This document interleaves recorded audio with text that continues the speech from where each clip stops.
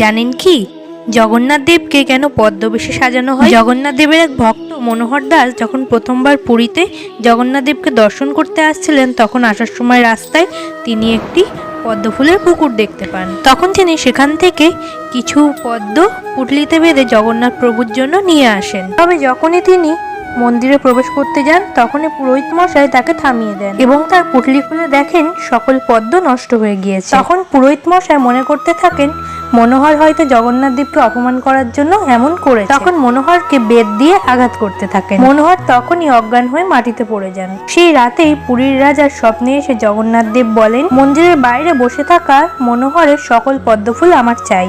সেই রাতেই মনোহরকে খুঁজে মন্দিরে নিয়ে আসা হয়। প্রভুর সামনে তখনই তার পুঁটলি খুলে দেখা যায় সকল ফুল তাজা এবং সুগন্ধে মম করছে চারিদিক। এই ঘটনার পর থেকে 300 বছর ধরে জগন্নাথ দেবকে পদ্ম ফুলের সাজে সাজানো হয়।